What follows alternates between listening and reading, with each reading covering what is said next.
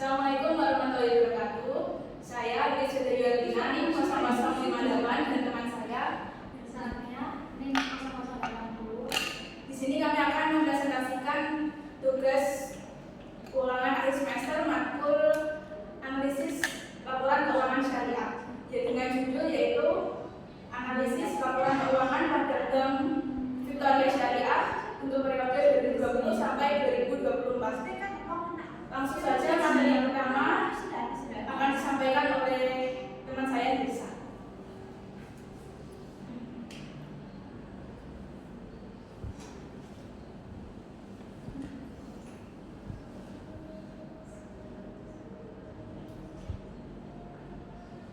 Nah, sekarang ada dua rasio, yaitu rasio landal, yaitu tahun 2020 jumlah aktivitas makinsa dan sebanyak 1,2 kali.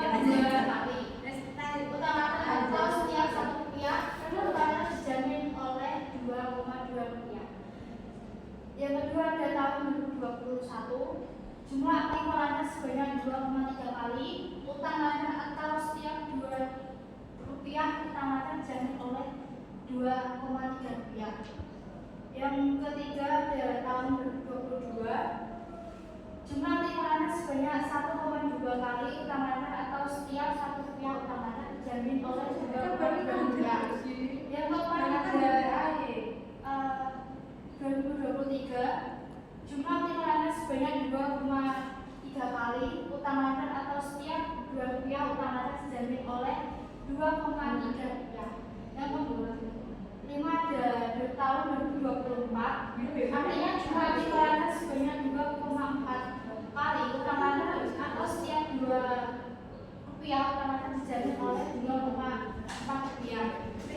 Selanjutnya ada rasio tepat, yaitu jika rata industri quick artinya adalah 1,5 kali, maka keadaan perusahaan lebih baik dari perusahaan lain.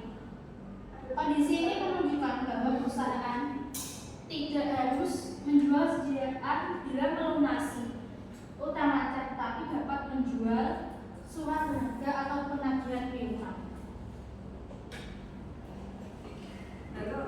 Selanjutnya adalah analisis rasio solvabilitas. Dari analisis yang telah dilakukan di Excel, kita simpulkan bahwasanya tingkat solvabilitas perusahaan menunjukkan kondisi yang sangat sehat dan aman, terutama pada tahun 2023 dan 2024. Dan sempat melonjak pada tahun 2022 ke angka 0,41, tetapi angka tersebut berhasil ditekan atau diturunkan di tahun 2024, yang mana artinya adalah aset perusahaan saat ini sangat minim dibiayai oleh utang, yang berarti resiko dari gagal bayar jangka panjang itu sangat rendah. Selanjutnya itu rasio solvabilitas yang fair itu menunjukkan penurunan drastis dari 3,27 di tahun 2022 menjadi 0,47 di tahun 2024. Nah, ini mengindikasikan bahwasanya perusahaan telah memperkuat posisi modalnya. Selanjutnya yang ketiga ada analisis rasio profitabilitas. Hasil analisis rasio profitabilitas pada Bank Victoria Syariah untuk periode 2020 sampai 2024, yaitu tahun 2023 merupakan masa keemasan bagi Bank Victoria Syariah, karena pada tahun ini terjadi lonjakan signifikan pada seluruh indikator laba itu naik drastis. Selanjutnya BPM juga terus meningkat secara konsisten dari 6,3% di tahun 2020 hingga mencapai 32,4% di tahun 2024. Nah, angka ini menunjukkan bahwa perusahaan semakin efisien dalam mengelola biaya pokok pendapatan, atau perusahaan ini mampu melakukan pricing atau penjualan yang lebih baik pada produk pembiayaannya. Lalu pada ROA/ROE-nya itu terjadi penurunan di tahun 2020 sampai 2024.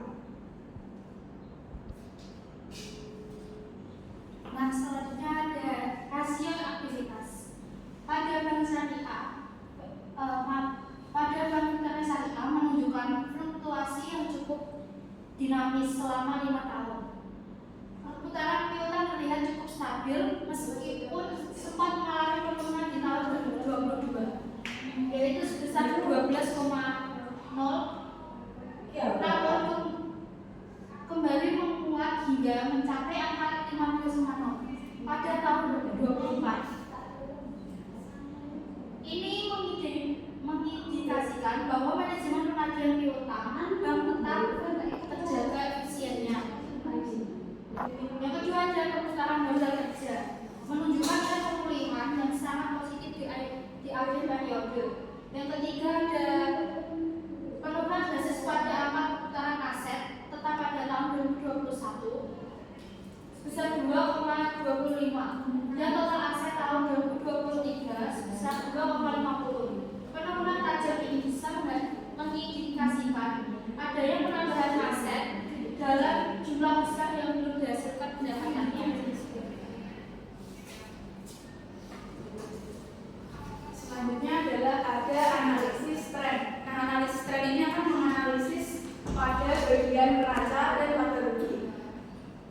Analisis tren pada neraca itu menunjukkan bahwasanya Bank Victoria Syariah melakukan rebalancing portofolio di mana perusahaan mengurangi tingkat likuiditas yang berlebih, yaitu pada kas dan giro, dan mengalihkannya ke pembiayaan mudorobah yang tumbuhnya itu lebih cepat, yaitu 7 kali lipat.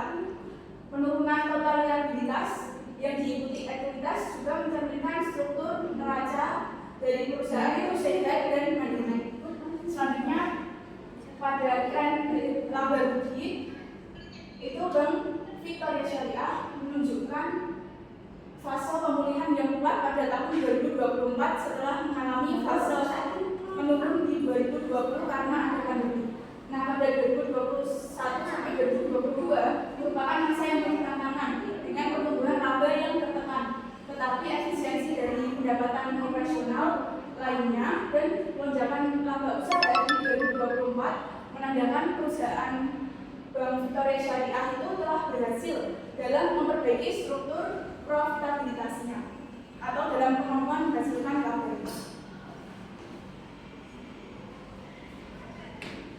Selanjutnya ada proporsi pembiayaan yang cenderung meningkatkan dari 65% menjadi 75%, yang menunjukkan Bank Victoria Syariah semakin agresif atau fokus dalam melakukan pembiayaan.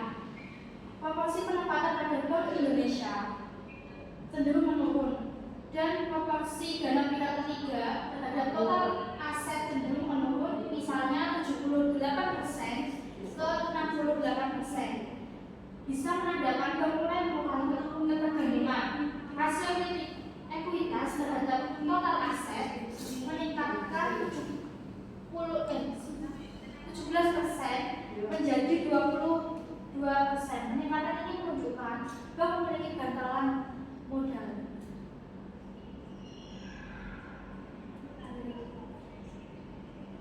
Selanjutnya ada analisis perbandingan.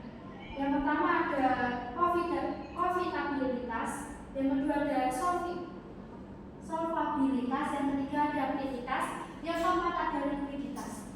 Yang pertama profitabilitas. Ada peningkatan di tahun 2020 sampai 2024. Angka Bank Victoria Syariah masih tergolong rendah dengan standar perbankan syariah nasional yang idealnya di atas 1%. Ini merupakan konsekuensi logis dari nilai BOPO yang masih tinggi. Yang kedua ada solvabilitas, yaitu Victoria Syariah memiliki tahanan modal yang sangat kuat dengan di bawah 0,07%. Bank memiliki kapasitas kecil untuk melakukan ekspansi bisnis dan sangat buruk terhadap potensi resiko keuangan. Ini disebabkan oleh modal dari pemegang saham atau laba yang ditahan dan dialokasikan kembali ke modal. Yang ketiga ada aktivitas.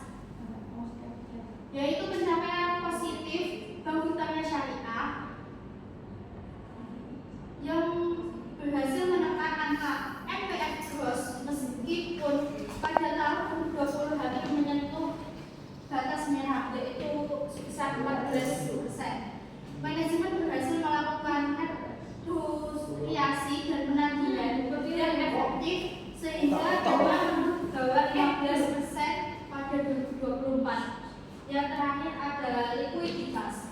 Pada awal 2020, Bank Utama Syariah cenderung konservatif pada FDR di bawah 2,9%. Tapi memasuki tahun 2022 sampai 2024, bank mulai aktif menyalurkan pembiayaan. Ini menyebabkan aktivitas bank yang semakin produktif dalam mengelola dana pihak ketiga atau DPK. Selanjutnya ada kekuatan dan kelemahan finansial berdasarkan hasil yang telah kita hitung tadi, yaitu ada profitabilitas, solvabilitas, likuiditas, dan aktivitas. Nah, kekuatannya yaitu yang pertama, mampu mencetak laba yang tinggi.